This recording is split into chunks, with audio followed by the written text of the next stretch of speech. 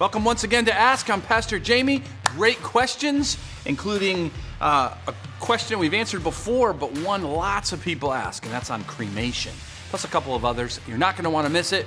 Ask. It's coming your way next.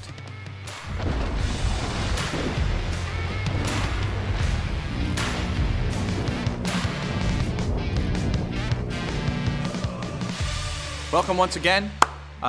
If you have questions that you want answered in an upcoming episode, we want to hear them. Life, faith, Bible, current events, whatever.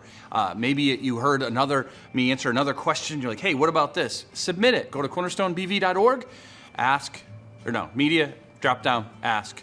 You got it. All right? Don't leave your name. Leave your name. Doesn't matter to us. Most don't, except for Ariel. He's the only one who does.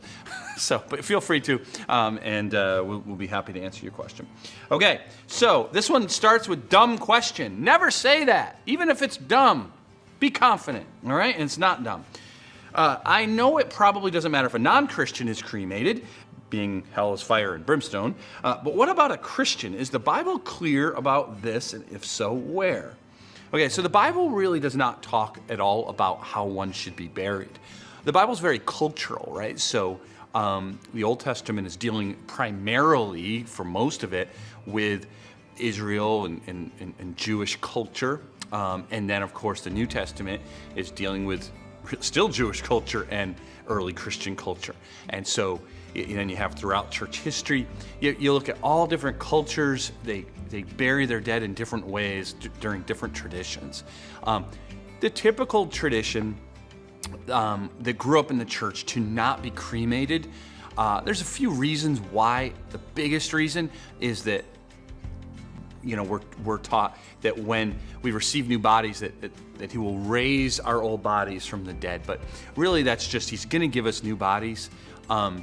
And there's never going to be a case where God is like, I don't know what to tell you, but you burn your body up so you can't go to heaven. Like, that's just not scriptural. If it was, I think we'd have very specific descriptions. Plus, what would a Christian do? We have many Christians over the years died in plane crashes, fires, died in car crashes where they're just, I don't want to get into descriptions, but you know what I mean, like just not able to just be buried like we normally would want to bury a body. Other things have said, well, it's too much like hell. I mean, okay, I don't really see that, but, or other things as well. Nothing scriptural says you have to not be cremated or have to have your body buried. Do what you think is right. Some of the benefits of cremation are space and really economic. Like, it just allows more people to be buried in one area, and you can still bury. A lot of people still think traditionally if you get cremated, you have an urn and it just stays in someone's shelf forever. That's actually not the case. Most people, and you can still do that, but most people, or you get thrown out at sea or on the beach somewhere, right? And that's possible, probably illegal, but people do it.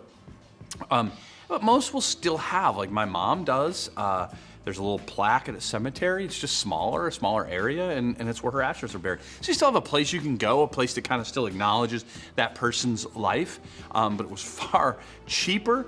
And now also for people, they can plan better, right? If you just bury a body, like you have to do it quick. They have a funeral, wake, you got to get it done, right? For the most part, within a week and a half.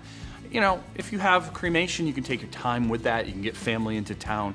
There's just some good benefits for it. I think the biggest is it's cheaper. However, there's nothing wrong with still burying the body the traditional way. If that's how you want to do it, you feel more like that's how the Christian should do it. But don't judge other people. It's just not, as far as I've ever been able to tell, a biblical viable argument that you can or can't either way.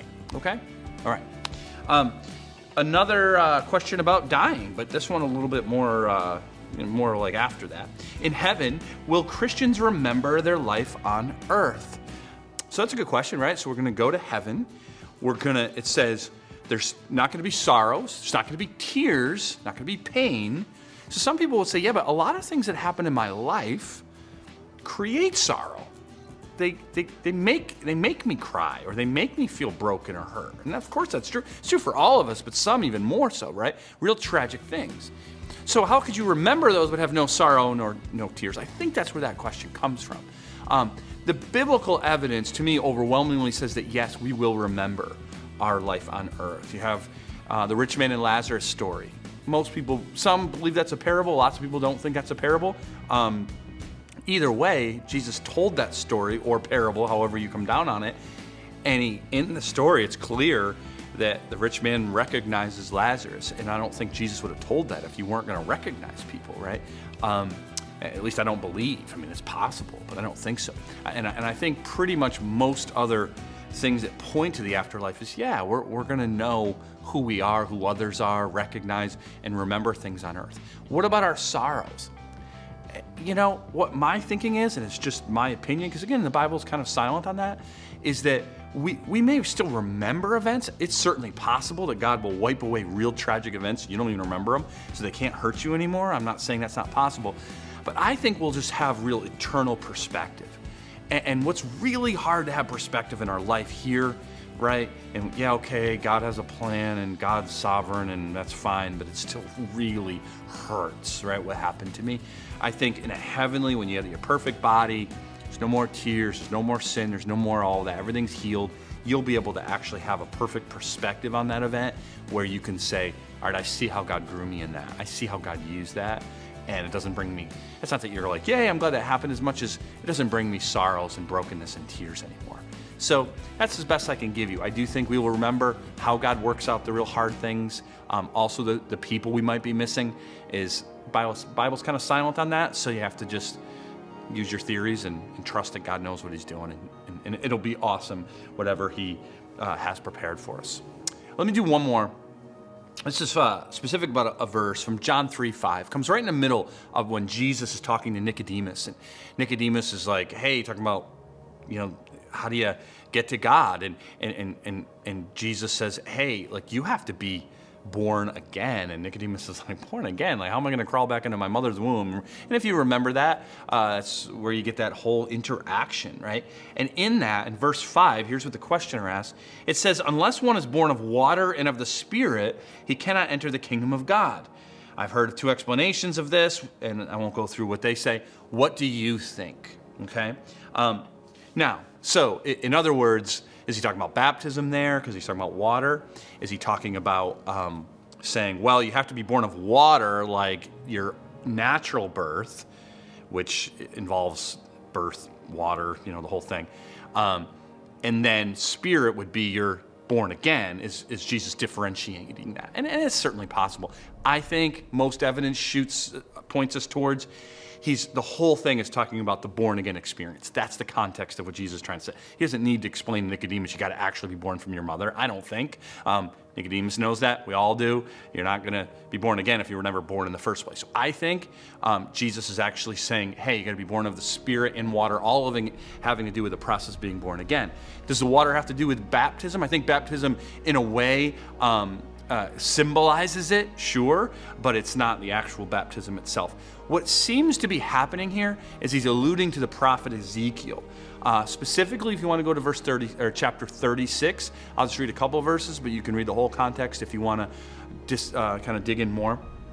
This is a prediction of the future, and Ezekiel says, this is God speaking through Ezekiel, I will sprinkle clean water on you, and you shall be clean from all your uncleanness. And from all your idols I will cleanse you.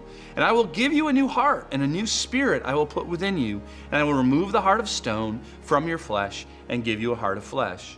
So it seems like Jesus is referring to that, which Nicodemus would have understood. That he's saying being born again is what Ezekiel was talking about, right? That washing you clean, which is eventually going to be how? Through the atoning work of the cross by Christ, which is eventually what Nicodemus is going to have to understand. And a new spirit. Being born again, the Holy Spirit comes in, completely removes your old heart of sin and flesh, of sin of stone, and gives you a new heart of flesh and a new purpose. And so Jesus is saying, for you to come to the Father, you have to be completely born again. It's not just kind of making a better version of you, of who you are.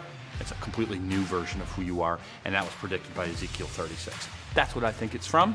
If you have other ideas, let me know. Just go to cornerstonebv.org and submit it on Ask, or any other questions for that matter. Hey, hopefully we'll see you this weekend. Great services planned, and It's Easter weekend, right? This weekend, if this was 3 out, I believe so. And so if that's the case, no, maybe that was last week. All right, well, either way, we have Saturday at 5, Sunday at 9 or 11. We'll see you there. I'll be there. Hopefully you will be too.